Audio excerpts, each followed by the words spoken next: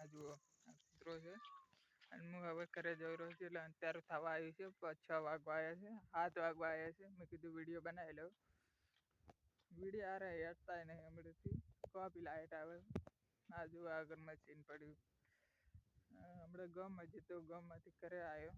phone મેળવા જતો પણ ફોન થયો નહીં આજ તો ફોન થતોય નહીં